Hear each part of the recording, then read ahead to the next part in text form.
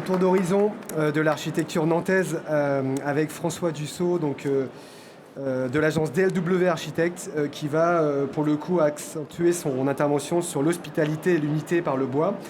François, tu es diplômé de l'Institut national des sciences appliquées de Strasbourg en 93, pardon, et tu es l'un des cinq architectes associés de l'agence DLW Architectes. Basée à Nantes, fondée en 1998, l'agence DLW se distingue par une approche donc humaniste et innovante de l'architecture. Une architecture qui s'ancre dans son site comme elle s'ancre dans sa matière, en lutte contre la fragmentation du territoire et de l'espace. Une architecture de l'unité et de la cohérence globale, avec une utilisation équilibrée du béton, du métal et du bois, que ce soit en structure ou en enveloppe. Et puis également coprésident de la Maison régionale de l'architecture des Pays de la Loire, depuis 2021, auquel tu tiens fortement, qui est un centre culturel indépendant et associatif qui vise à faire découvrir et apprécier l'importance de l'architecture et des paysages urbains et naturels dans notre cadre de vie. Elle porte des actions de médiation, de création, de recherche à l'attention d'un large public. Et donc cette approche humaniste auquel tu tiens fortement reflète parfaitement l'intitulé de ton intervention, donc hospitalité et unité par le bois, mais là je me répète. Merci Maxime, bonjour à tous. Je voulais insister sur la présentation autour de la relation qu'il peut y avoir entre la démarche architecturale qu'on essaye de mener par l'utilisation en particulier du bois et le contexte nantais, contexte urbain, paysager, mais aussi professionnel et social. J'ai mis cette première image là un dessin de Giuseppe Pennone. Parce qu'on aime bien cette idée en fait de la trace de l'arbre dans la poutre bois et carrie. Et je crois que c'est vraiment au-delà de... Tristan en a beaucoup parlé effectivement des qualités écologiques de la construction biosourcée, de la recherche de réduction de l'empreinte carbone. En tant qu'architecte, il y a aussi cette idée de travailler le projet à partir du bois pour ses qualités expressives et ses qualités d'accueil dans l'espace. Je vais vous présenter exclusivement des projets nantais, moi, pour essayer de faire émerger peut-être une petite musique autour de ces projets et Nantes. Donc une première opération de logement qui est dans une ZAC à Nantes, qui est la ZAC Champ de Manœuvre. Alors Nantes a la particularité d'être une ville assez verte, avec bien sûr la Loire qui traverse la ville, mais aussi des grands espaces verts. Ici, on est dans une ancienne friche militaire qui a été renaturée, et donc avec beaucoup de grands chênes. Et du coup, le projet, c'est quatre plots en fait qui rentrent en dialogue, effectivement, à l'image de la poutre et de l'arbre, qui rentrent en dialogue avec les arbres, les grands chênes en place, dans une forme de réciprocité, de correspondance. J'aime bien cette idée de correspondance entre le bâtiment un peu en stèle et les arbres. Baudelaire parle de vivants piliers. Donc ce rapprochement avec des bâtiments qui sont complètement revêtus de bardage bois et bâtiments qui viennent encadrer eux-mêmes un nouveau jardin. Donc on recrée effectivement une forme de nature au cœur du projet. Travail spatial, architectural, mais aussi travail technique, puisqu'on est en troisième famille B. Hervé en a parlé. Nantes, ça l'est encore, un port à bois. Moins qu'avant, mais presque plus peut-être même, je sais pas. Il se trouve qu'à Nantes, en fait, on a la chance d'avoir, par exemple, quelqu'un une structure comme Woodenia, qui est quand même pilote sur la question de l'unification des bois et de leur tenue dans le temps. Et donc, c'est tout à fait pratique d'avoir dans notre écosystème nantais ce partenaire-là pour travailler, comme ici, des mises au point justement un peu techniques autour de la question du bois. Avec aussi une maîtrise d'ouvrage qui est capable de rentrer, je pense que ce n'est pas le cas de toutes les maîtrises d'ouvrage, ici c'est un promoteur privé, Tolefi, qui a accepté de faire des avis de laboratoire spécifiques pour avoir par exemple là les fameux déflecteurs dont parlait Hervé, alignés avec le linteau des baies et non pas bêtement au droit des planchers, enfin bêtement, classiquement. Voilà, ou en appui de fenêtres ici. C'est aussi des maîtrises d'ouvrage, je pense à Nantes, qui qui ont intégré l'idée que le bois vieillit, qu'on peut faire, comme ici, un petit bâtiment deuxième famille en Douglas naturel, et ben ça va vieillir. Et je crois que l'idée a fait son chemin et on n'en parle presque plus en fait maintenant. Voilà. La qualité du projet vient aussi des loggias d'angle qui ont un degré d'intimité aussi assuré soit par la façade, soit par du clairvoie. Un deuxième projet qui est l'Institut Au Sens, en fait, qui est un institut pour les déficients visuels et auditifs. Un premier bâtiment a été fait il y a plus de 10 ans à gauche, qu'on voit à gauche de l'image, par Formasis, ici présent aussi. Et donc nous, on a construit une extension, on a livré ça l'an dernier, avec un rapport très fort en fait au bord de Sèvres. La Sèvre nantaise aussi irrigue vraiment la métropole et qui est aussi un espace naturel très fort. Et donc on a ce rapport du bâtiment en vis-à-vis très évident avec ces espaces boisés. Et donc le bâtiment est totalement construit en ossature et en structure bois. Et les bardages, en fait, c'est un bâtiment monochrome en fait.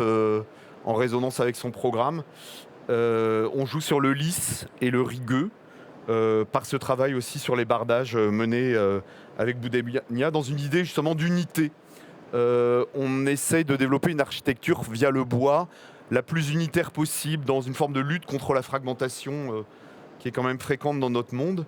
C'est un bâtiment assez contemplatif qui a ce rapport comme ça à la canopée. Constructivement, du coup, on a pu développer effectivement une construction sur 4 niveaux, tout en charpente et solide bois. On a développé ça avec le bureau d'études ECSB, Floris, qui est ici présent, qui est un bureau d'études remarquable en structure bois, qui est présent aussi sur la métropole, qui intervient d'ailleurs, je crois que dans le forum, notamment sur la flèche de Notre-Dame de Paris, quand même, c'est pas rien. Et l'entreprise LCA, en charpente. À l'intérieur, le bois est omniprésent. Les solives, les poteaux, en fait, tout en Douglas. Et le Douglas est utilisé aussi en parement avec l'utilisation un peu massive du 3 plis de Douglas, dans l'idée d'une monomatière aussi, comme ça, avec une présence constante du Douglas. Ça, c'est le dernier étage. Alors, c'est une exception, là, on est en lami bois pour créer ces grands sheds et ces poutres. Et je disais le 3 plis Douglas, matériau finalement ordinaire, on a du contreplaqué tout autour de nous là, hein, mais utilisé, détourné pour ses qualités. Par exemple, le champ associé comme ça à plusieurs panneaux, créer une cannelure, et on fait comme une petite marqueterie, ou dans les escaliers de service qui deviennent des très beaux escaliers. Un autre projet qui est une maison de santé en fait, fait pour la ville de Nantes, à Bellevue. Bellevue, c'est un quartier de grand ensemble à Nantes.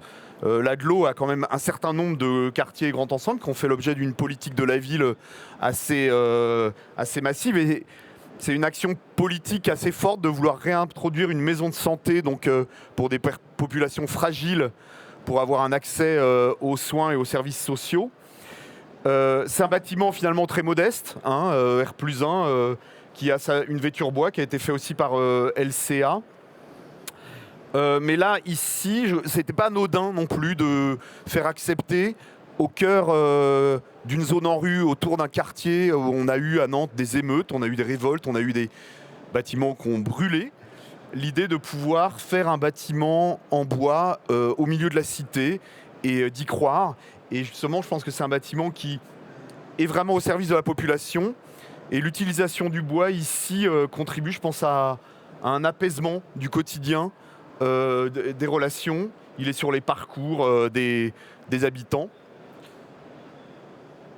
Habitants, vous voyez, quand vont même jusqu'à s'habiller aux couleurs du bâtiment. Donc c'est une symbiose totale. 3 projets techniques aussi réalisés sur l'agglomération nantaise. Un premier bâtiment qui est en fait un bâtiment pour les éboueurs, pour ce qu'on appelle pudiquement un opérateur public de collecte. En fait, c'est souvent des bâtiments qu'on ne voit pas, en fait, un peu une sorte de non-dit de la ville. Ici, c'est tout l'inverse. En fait, le bâtiment il est sur un boulevard, entre un boulevard donc, où il s'affiche sur le boulevard et en arrière-plan le sillon de Bretagne qui est la fin du sillon de Bretagne à Nantes. C'est un bâtiment qui nous a permis de développer la question des espaces solarisés non chauffés. À Nantes, il fait jamais très chaud, même si ça change quand même. Il fait jamais très froid. Par contre, il pleut souvent. Et donc, la dissociation finalement d'une enveloppe étanche à l'eau, mais non chauffée, et une enveloppe étanche à l'air chauffée avec l'effet de boîte dans la boîte, sans circulation, est assez adapté à ces bâtiments, à ces agents. En fait, c'est des gens qui font quand même un semi-marathon tous les jours, hein, avec leur tournée de collecte des ordures. Donc des gens qui sont habitués à vivre dehors, et du coup avec un mode de fonctionnement de bâtiment climatique qui est assez intéressant. On a cet exemple aussi avec l'école d'architecture de Nantes, qui est un bon exemple d'espace interclimatique. Voilà. Donc on crée des entre-deux avec des structures bois très simples et des enveloppes bois en triplis aussi solides, robustes. La qualité du bâtiment vient de ces prolongements en fait, en casquette au sud ou en protection des camions poubelles au nord. Un deuxième bâtiment qui est aussi un bâtiment technique pour la SNCF sur la gare de Nantes.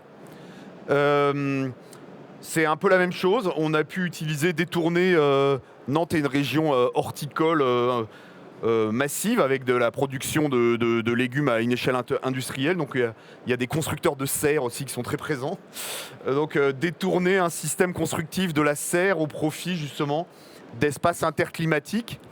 Et puis on est dans le réseau ferroviaire, mais aussi on côtoie une zone en pleine ville, une zone Natura 2000 qui s'appelle la Petite Amazonie, qui est une zone assez unique en fait de biodiversité, liés à des bombardements pendant la guerre qui sont restés en place, et donc qui aujourd'hui est un espace complètement clos, inaccessible, mais assez unique en son genre en pleine ville.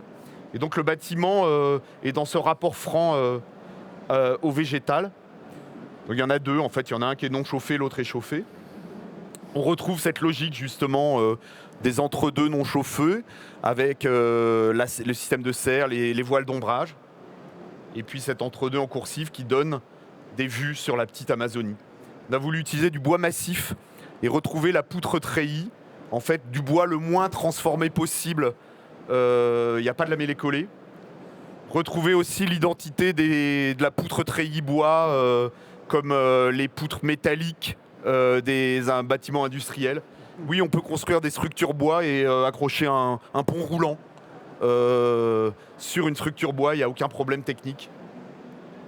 Et puis le dernier bâtiment à une autre échelle, c'est, vous savez, Nantes a été une ville précurseur dans le retour du tramway depuis 30 ans au moins. 87, le premier tramway, voilà, réintroduit. Et il y a une politique en fait de développement du transport public, tramway aussi. Donc ça, c'est un nouveau bâtiment technique qu'on fait avec l'AIA, très grande échelle, 12 000 mètres carrés, bâtiment chauffé. Et donc on réemploie, en fait on réinvente pas tout d'un projet à un autre. C'est aussi ça peut-être l'idée du jeu nantais, c'est s'appuyer sur des techniques connues. Ce système de la double peau, ce type d'espace. Et puis on développe sur 30 mètres de portée une structure bois avec des poutres bois en sous-tension. Alors bien sûr il y a une structure métallique qui tient la caténaire, qui tient les passerelles de maintenance des tramways. Mais on a aussi cette nappe bois qui n'est pas commune dans un bâtiment justement industriel de ce type. Et le premier tramway est rentré pour des essais la semaine dernière, donc on est très content. Voilà l'agence DLW, 25 personnes. On ne construit pas évidemment que à Nantes, mais je pense qu'on a bénéficié à Nantes d'un écosystème autour de ces questions biosourcées et bois qui nous a permis effectivement d'égrener notre savoir-faire, comme ici par exemple dans la région angevine. Merci. Merci François Dussault, merci.